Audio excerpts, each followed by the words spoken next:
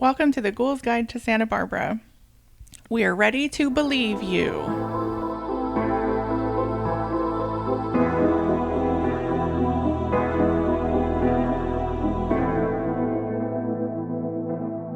Is it Ghostbusters? Yes. Woo! Is it the first Ghostbusters? Yeah. Didn't I already do that? Oh, did you? Did you do Whatever. that one, though? Not that quote, Oh, okay. but Are we only allowed to do a movie one? I don't know. Oh. Here, I could do another There's one, no but I don't know rules. how to shoehorn Dan Aykroyd in otherwise. And I know. I want was to like, talk about him. well, I know it's a Dan Aykroyd movie. Did you watch Nothing But Trouble? Okay. So I saw on Reddit, just a post about the weirdest movies. Like, what's your weirdest, childhood movie? And the person who posted, it was Nothing But Trouble. Yeah. And I haven't seen it. So I started watching it last night and it was just too much. It's so I'm weird. going to have to watch it in increments. Okay. Oh my gosh. It was on recently and I watched part of it and I was just like, yeah, what? This is like a fever dream from my childhood. Yeah. I can't even picture what movie that was. I don't know if I saw it. I think you'd remember. You'll remember the marketing for it, I think. Demi Moore is in it and she has the short hair and beautiful white dress and Chevy Chase and Gosh, can't even Chevy remember Chase who and else Dan is in it. Aykroyd were so big in our family. I'm amazed that I don't remember It's it. a weird one. John Candy was in it too. That's Oh, yeah, right. this is another one of my dad's It was favorites. early 90s when it came out. Yeah, 91. Yeah. I think. So I want to talk about Dan Aykroyd a little bit, which is why I chose that because Dan Aykroyd is he's a spiritualist, and as a person, he's very Ghoul's Guide to Santa Barbara, in what he believes in. Cool. Even more so because he believes in aliens. Which is funny because he believes in all the stuff that we're skeptics about. Yeah. So he's more Ghoul's Guide than we are. But oh my gosh. So that's why he wrote Ghostbusters, because his family has this whole history of being a spiritualist family. So I'm reading this book. Wait, he wrote Yeah, I Ghostbusters? didn't know that Yeah. either. Oh, sorry. Okay, so let me give you my attribution. Ghostbusters, 1984, directed by Ivan Reitman, written by Harold Ramis and Dan Aykroyd, And Ivan Reitman who is, can still get it. Wait, Dan Aykroyd? Yeah. Or Ghost Harold Ramis. Oh No, Sex with a Ghost. no. Wait, that was in Ghostbusters, right? Oh, it was. well, Yeah. Dan Aykroyd wrote himself that scene. That Oh my was God, so. hilarious. Yeah, watching Ghostbusters with my children, being very excited to introduce them, I forgot about the ghost head. Sexual tones. Yeah. Yeah. I forgot about it too. And then I rewatched it and was like, oh.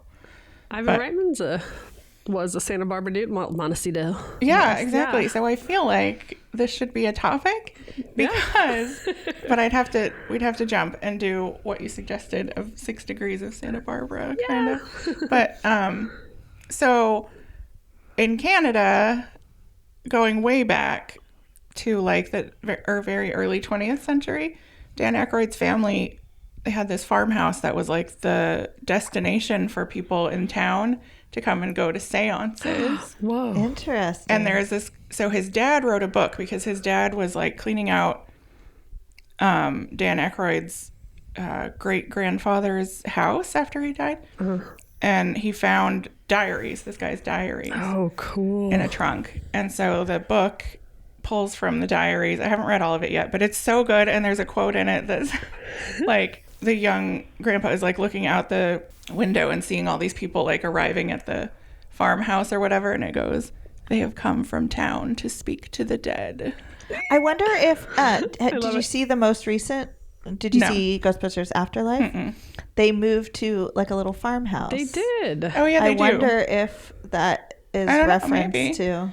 And the cool thing also is that the way that the Aykroyd family got into the seances and ghost stuff is that the great grandpa was a dentist, and that makes sense, even though I know it doesn't sound like it does, but because there was really poor mechanisms for pain control. What am I trying to say? Pain killing, Relief. painkillers, pain relief. Anesthesia, or no? I guess I don't know. Or I think numbing. maybe anesthesia. Yeah, during and after the Yeah. procedures or whatever. Okay. And so a lot of dentists got into hypnotism, which they called mesmerism. I don't know if that matters, but like to try to like get the patients to just like be hypnotized out of their pain. It was like mainstream for dentists. Interesting. And so, yeah, that was like their little nexus in or whatever. So So, spiritualism. yeah. Wow. And so like Dan Slippery Aykroyd slope. believes in all that stuff. And I'm into that. Yeah. I love that for him. Okay. So, So the anyway. book is called A History of Ghosts. Oh, yeah, thank you. Okay. And it's by Peter Ackroyd. Can I also tell you? So I just searched Peter Ackroyd on the library app, and another book by him shows up called The Anniversary Compulsion: Canada's Centennial Celebrations, a Model Mega Anniversary. What even is that? Interesting. Rich tapestry. Anyway, Yeah. fun. I would also just like to really quickly say that recently I went to the theater to see a movie and saw a preview. They're doing another Ghostbusters movie. They are. And I am super excited. This one has everyone. Yeah. Yay. I feel like I saw that ad. There's also apparently a Ghostbusters cookbook. What?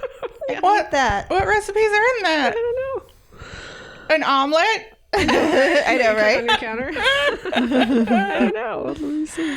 Ah. A portal to another dimension in your fridge. Yes.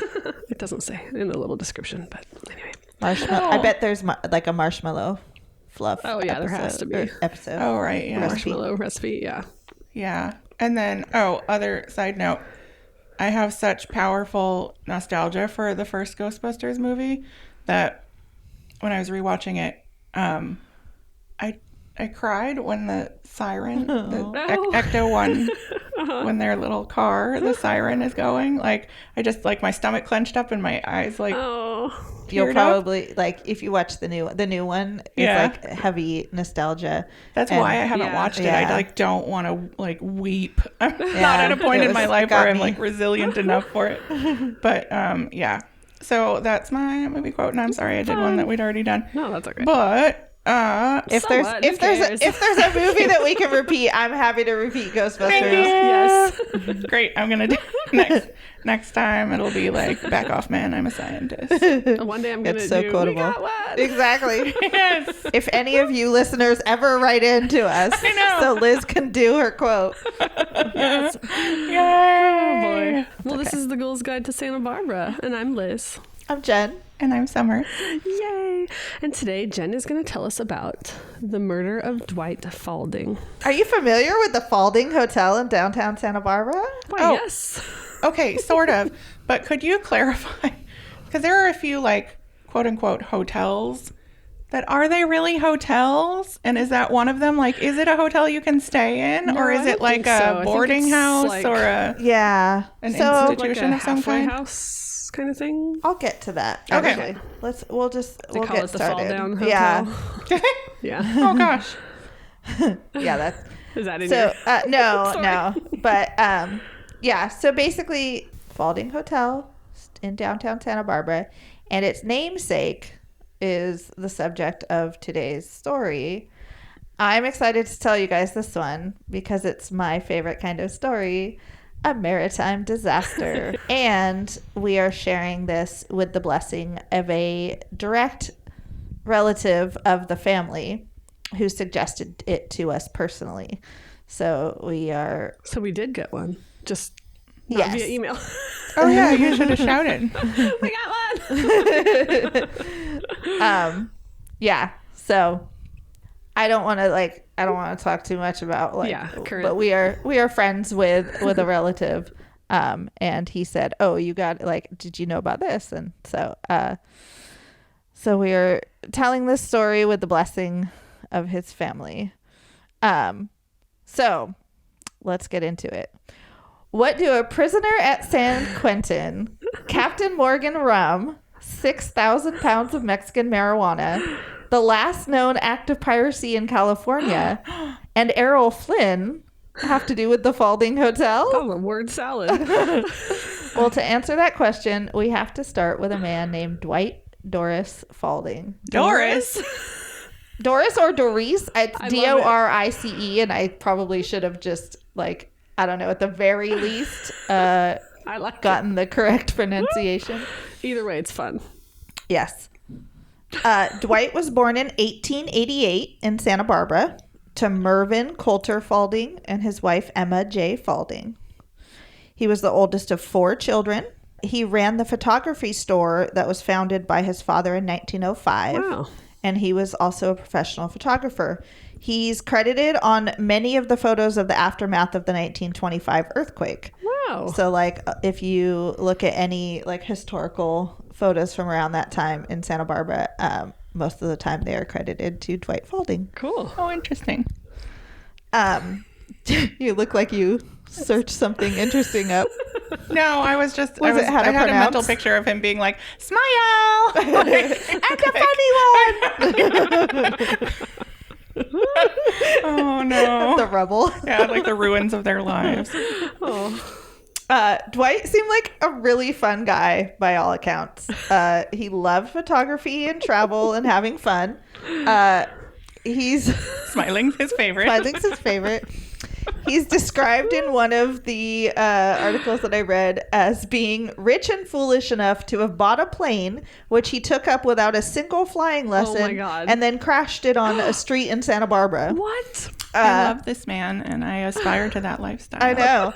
I also, our friend told me that there's like some story that's like passed along their family, and I don't know if it's like related to this, or like he told me this in passing, and I thought that I'd be able to like research it, but I couldn't find any more information on it. But he said that there was like at one point they used to race airplanes down State Street. What? And like he just like entered on a whim and won. Like, I don't know whether they would just like roll them down State Street or I don't know. That's bizarre. Or fly over State Street. Yeah, and there was apparently like clubs for like amateur pilots in town. Amateur pilot. When And, was this? Like the 20s? Yeah. Okay. Amateur pilots. I know. And I'm imagining them like the irritating like 20s football fan dudes that have like the enormous fluffy fur coats. Like, Yeah, the goggles. They yeah. all look like what's his name? Well, they said that he has like a little pencil mustache, and Okay. he's like well dressed and well polished. Okay. But then like I read something about how there was like an airfield over by where Cottage Hospital is now, and it had like this cutesy nickname about like it was like hay bale something other, because it was like a field. It was kind of like an ag field, and they used to have to like move the hay bales around to like get the planes in and out. Like it was just like a dirt field that they would land their little airplanes in. Interesting. That Okay. seems like such a small area to land a plane. I know. I couldn't find a whole, like, I tried to get more information about Dwight's kind of early life. It sounds amazing, but I couldn't find a whole lot of written record on it. So Dwight was married to Etta Bell Faulding. Etta Bell. I don't know a whole lot about her history. I did try to find some information when I was trying to, just find more about their life back then. Etta seems to have been a photographer as well. A bunch of the like portraits and at the Santa Barbara Historical Museum on their website are credited to her. So it looks like maybe she was like a portrait photographer or something. Oh, couldn't hear that when you turned your head away. Sorry. So it seems like maybe she was a portrait photographer or something like that. And then I did find, I have this later, but I'm just going to say it now. I did find a record where like apparently the like board of supervisors they would at their monthly meetings, they would basically like call out everyone who had jury duty that month. Huh. And she was on the list of like one Okay. like meeting minutes that I was able to find online. So she did serve jury duty, or at least she was called for jury duty once. That was pretty much all I could find about Etta. By 1922, the Fauldings were building their namesake hotel at the location of number 15 and number 17 East Haley Street in downtown Santa Barbara. The hotel had 72 rooms and 45 bathrooms. Would you like to take a stab at how much it cost? To build or to stay in? To stay in? No, to build. To like build? how much they paid for the hotel. Oh. In what year?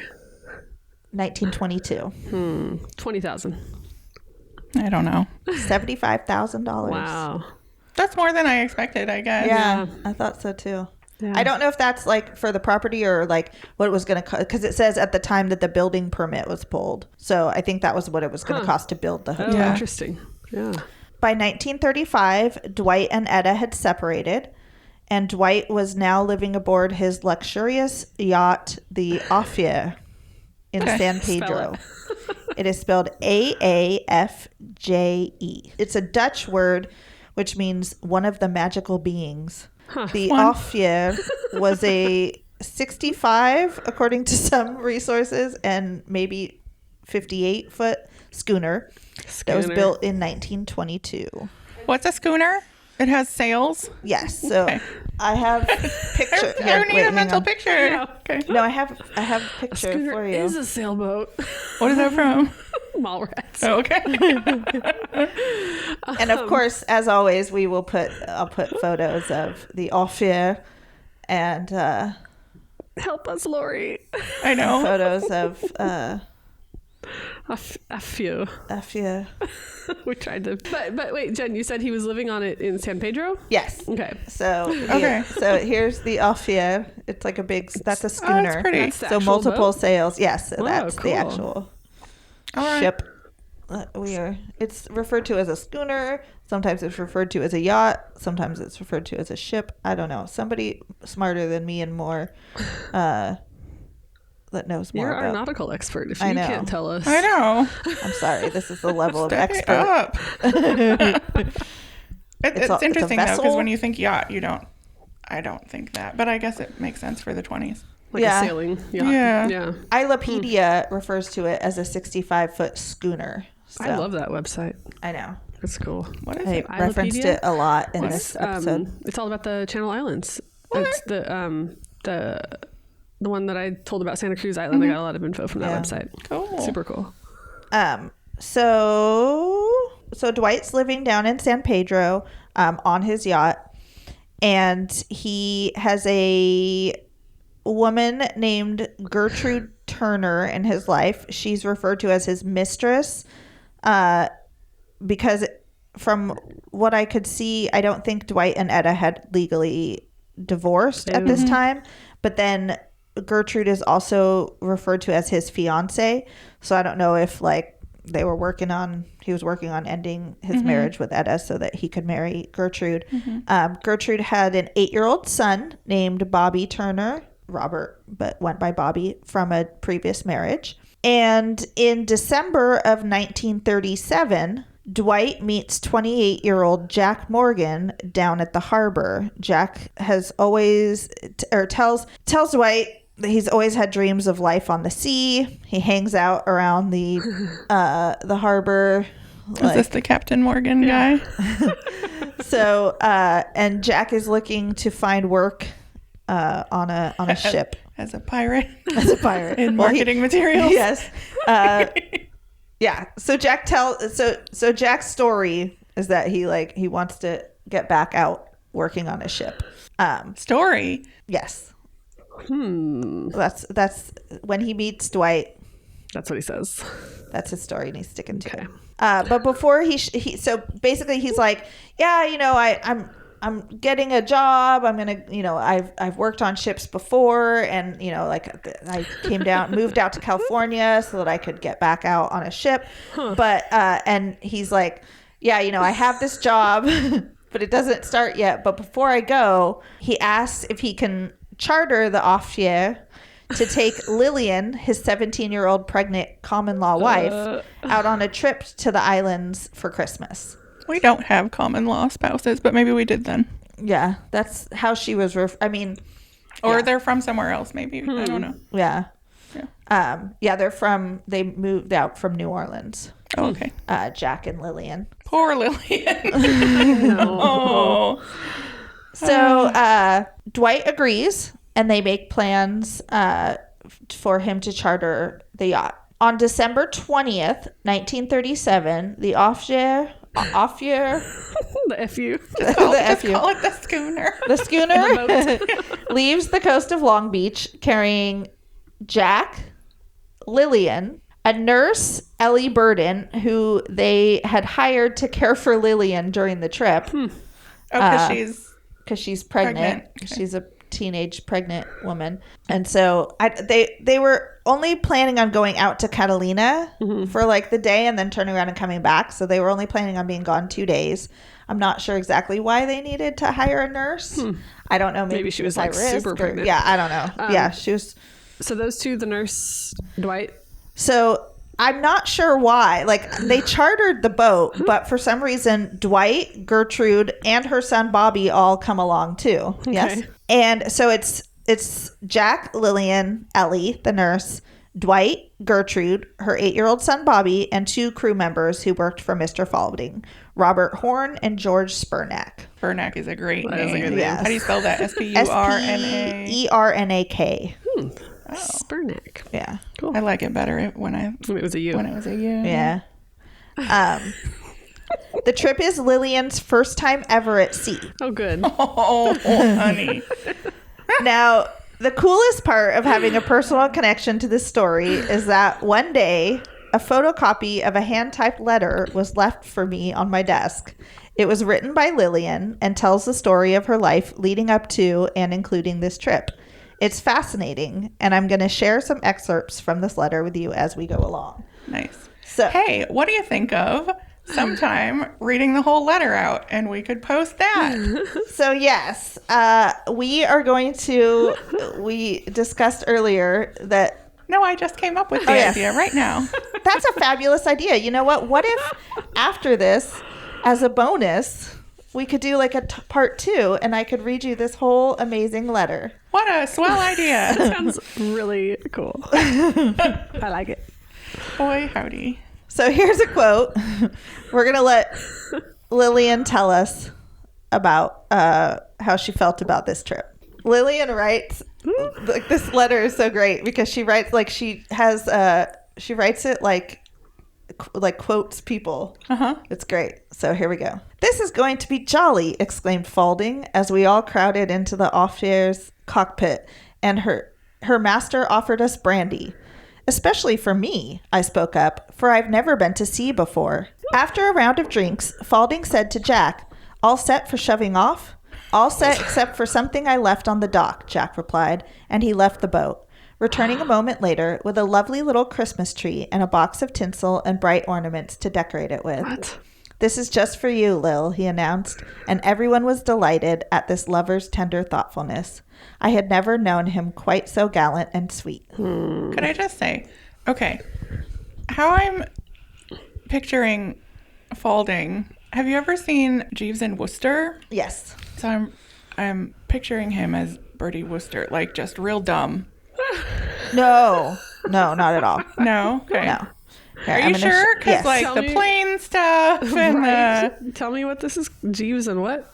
Jeeves and Wooster. It's like It's Hugh. it has Hugh Laurie yeah. and Stephen Fry, and that like the TV adaptations are amazing, but it's from a series of Is short it stories spelled about like Worcester or oh like no Woost. Okay, thank you. They're based on these stories and books by P.G. Wodehouse, which is coincidentally spelled Wode House. I'm not familiar with They're this. just about like upper class twits, kind of, but like lovable ones, but like just too much money and like doing weird stuff like this and having no like sense that maybe this person who's like or chartering the boat is not a good guy. Yeah. So here's Dwight. Here's a Yeah, picture. that's just like you.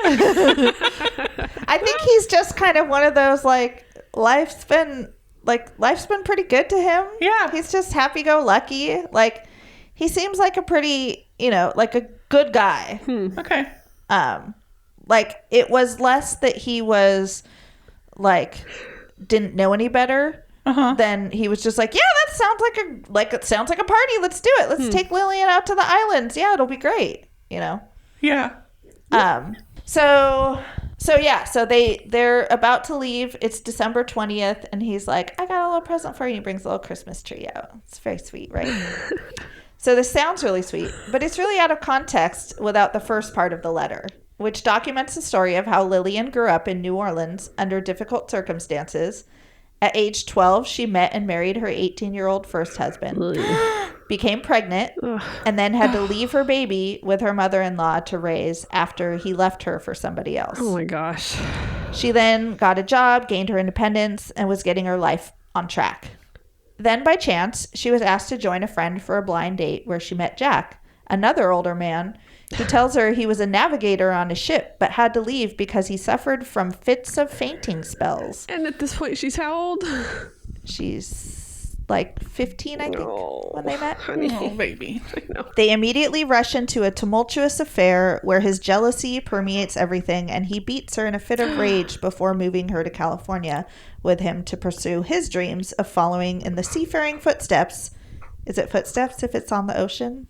Like following his wake, I guess, of his supposed ancestor and possible inspiration for the spiced rum, famed pirate Henry Morgan. Oh, come on, dude. Oh, no. I don't buy it.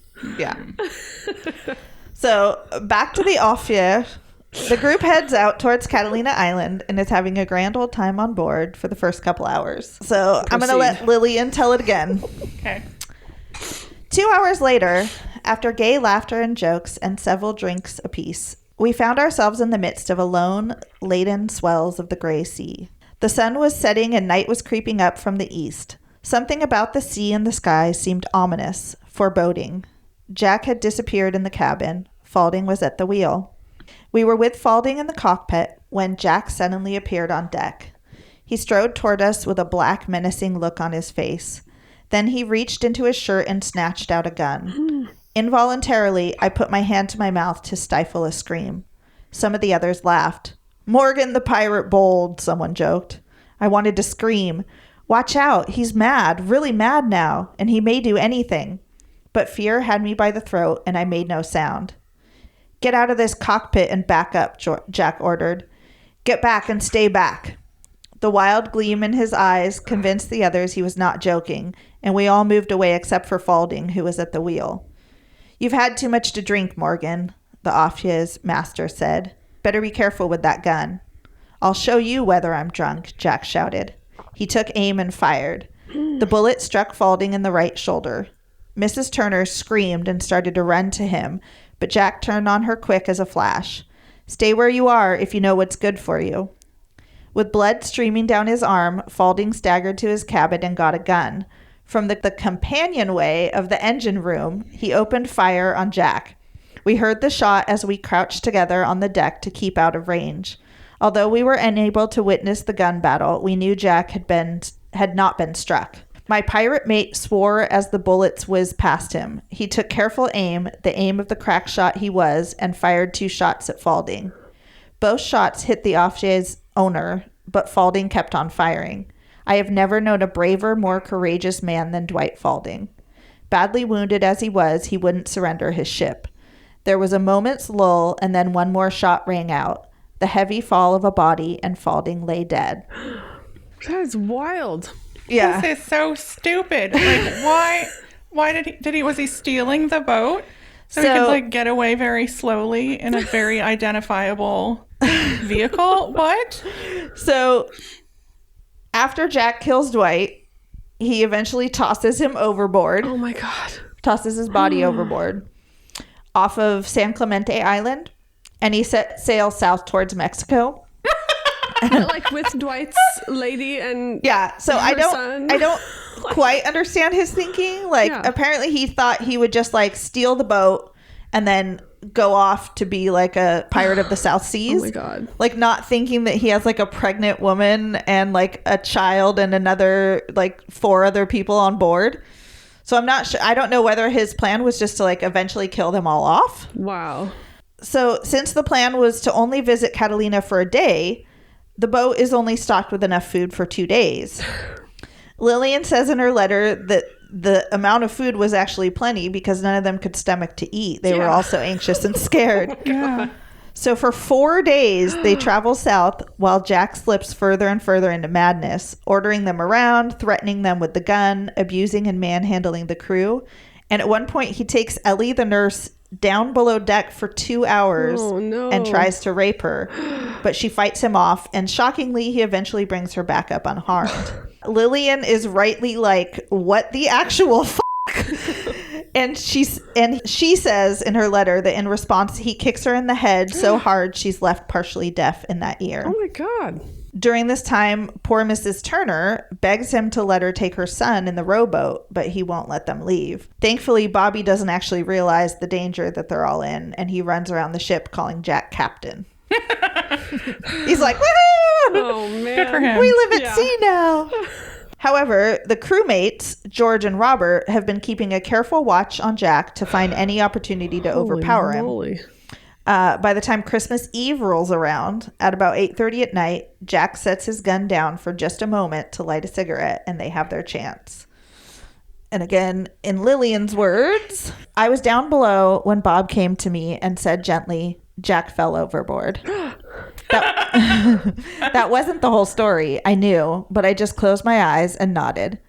Even in that first grief, I never blamed Bob and George. They had to do it. It was Jack's life against 6 other lives, for I am certain he would have killed us one by one. Afterwards, I found out what happened. The 3 men were in the cockpit. Jack put down his gun to roll a cigarette. In that split second, George grabbed a marlin spike and slugged Jack on the head.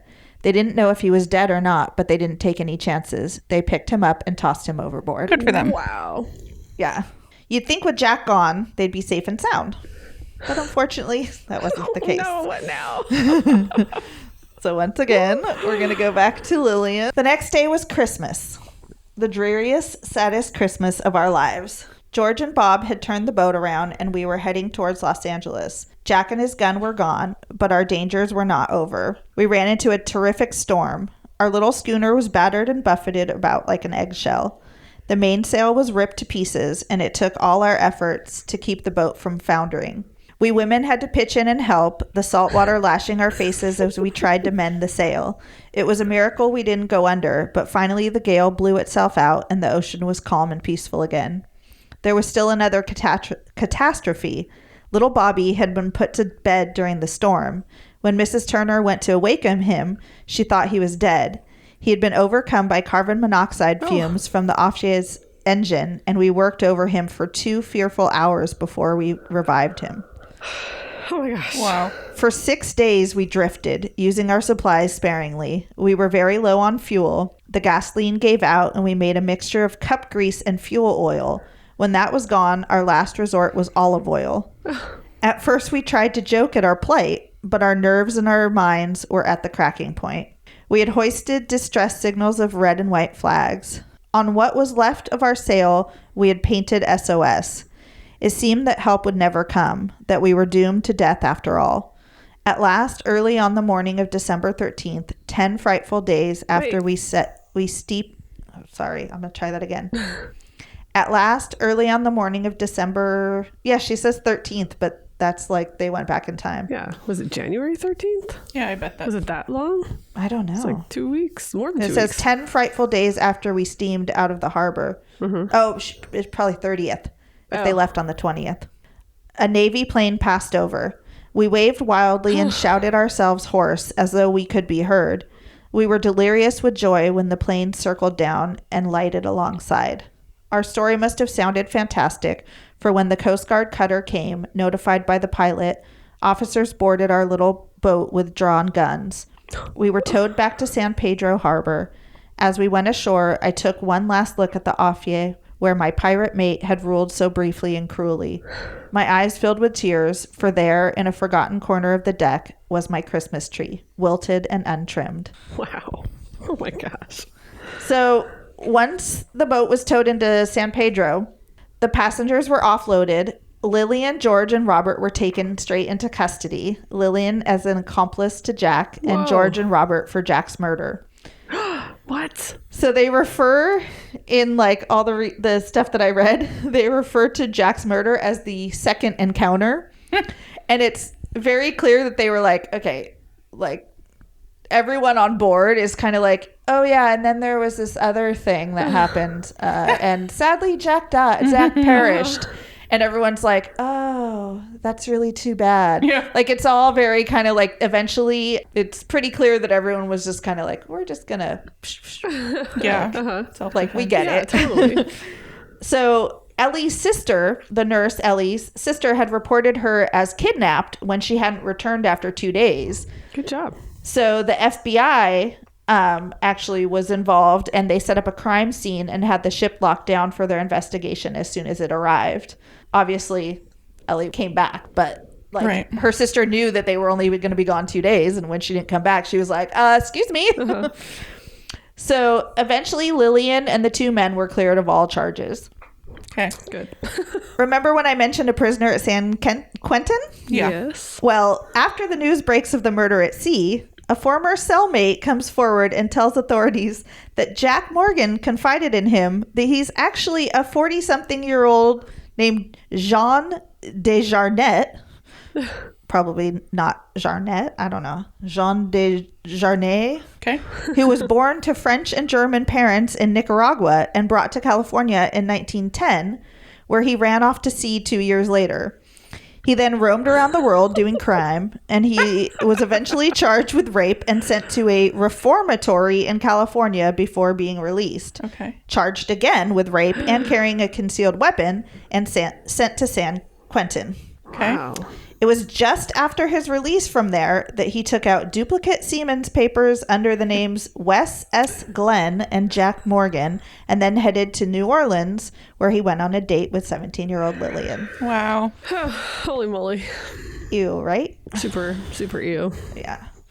So you're probably... But like the productivity of that, I'm impressed. Yeah. I mean, I don't approve of it, but he got some stuff done. yeah. Determined to be a pirate. Oh my Yeah. gosh. Yep. I love that he tried to be like my ancestor, Captain Morgan. I know, right? So you're probably wondering, but what of the Aafje? No, but okay. Well, as soon as the FBI released her, the creditors arrived to collect on behalf of the shipbuilders who Dwight had financed through and immediately put a lien on it. The lien set forth that between July 25th, 1935 and August 18th, 1937, the libellants had furnished materials and supplies to Faulding valued at $5,916.68. Okay. So the boat was auctioned off and sold for $6,905 to Louis Stunson, enough to pay off the creditors. Okay. The same month that it was auctioned, True Detective Mysteries issued a book about the crime. Oh, that's that same magazine. Yep. From what was her name? That you bought. Margaret. Yeah. Yeah. Yeah. I didn't actually find the copy of that, but somewhere out there's a copy of True Detective Mysteries about this. They did like a one-off on it or Yeah. something. That's so cool. Yeah. So nicknamed the Death Yacht, which is not as good as Streetcar Named Expire, Yeah. the Aafje went on to lead an interesting life.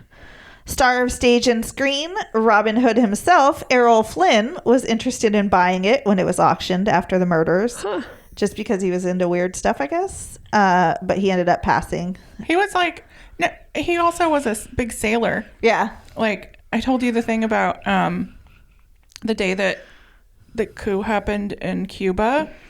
Errol Flynn just like stopped by on his like I guess schooner or whatever and was like, "Hey, Castro!" Like he's in all the photos from like coup day. So weird. It's insane. So maybe he wanted that. Yeah. Yeah. So one of the quotes said, "Its melodramatic history appealed to his sense of adventure." So I think he was just kind of like, "Yeah, let's do it. Like that sounds cool." Might as well have a death schooner. Exactly. It was later owned by a screenwriter named John Tainter Foote, who wrote The Story of Seabiscuit Oh. and 6 Degrees of Santa Barbara. The later made movie Seabiscuit was filmed up in by Lompoc at La Purísima Mission. Oh, really? Oh, Cool. funny. I never saw that. At one point, while moored in Santa Monica, the Aafje caught fire and the crew was badly burned inside. So it kept the name. I was wondering. Yeah. I know. Seems like you'd read. Well, I guess if you bought it because of the notoriety, you'd keep the name. But Yeah.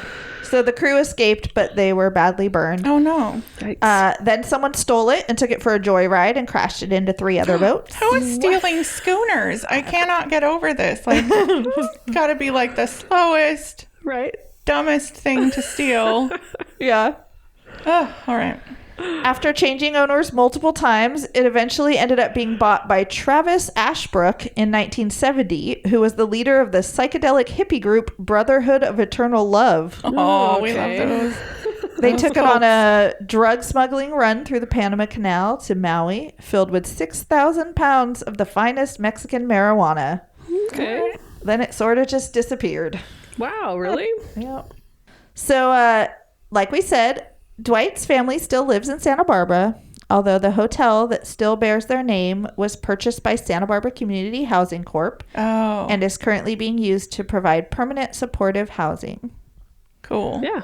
So you can't really stay there as a hotel now. Right. It's Okay.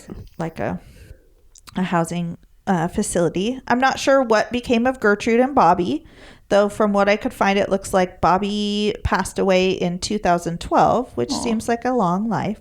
Wow, yeah. I hope the bulk of it was less dramatic than the early years. Yes. To wrap this up, I'm going to... Well, I was going to say I was going to read you the first paragraph of Lillian's letter, which she wrote right after the trip at age 17. The letter was written before she even had a chance to have the baby that she was pregnant with.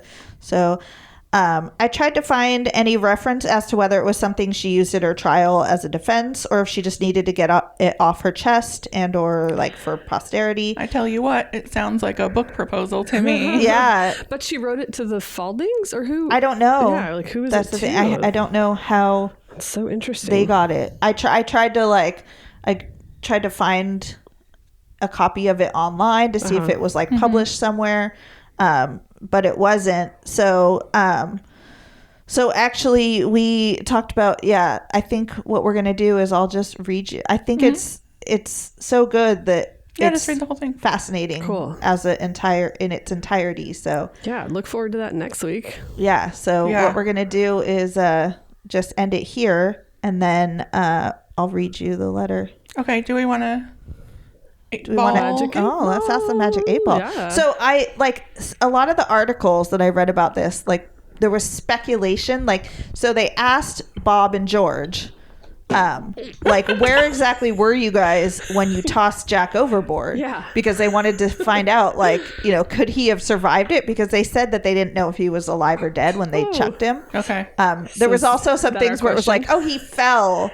Like it was very much like, let's just not talk about what happened. Yeah. Hey, did they ever find either body? Did Jack survive? That I don't know. So I don't know. Maybe we want to ask the Magic 8 Ball if Jack survived. Continue on his pirating ways under a different name. Yeah, let's do that. Okay. Here we go. Let's see. Yes, definitely. Oh, Captain Morgan. Continues. Wow, that is such a wild story. yeah. Gosh. Yeah, that was good. Okay, so Yeah, that's it for that's today. it. Bye. See you next time. Hi, Mom. Thanks for listening to The Ghoul's Guide to Santa Barbara. Like and subscribe on Spotify or wherever you listen to podcasts. Follow us on Facebook, Instagram, and Twitter at Ghoul's Guide to SB. Our website is ghoulsguidetosb.com. Got a spooky story or know of a haunted or paranormal location in Santa Barbara? Send it to us at ghoulsguidetosb@gmail.com.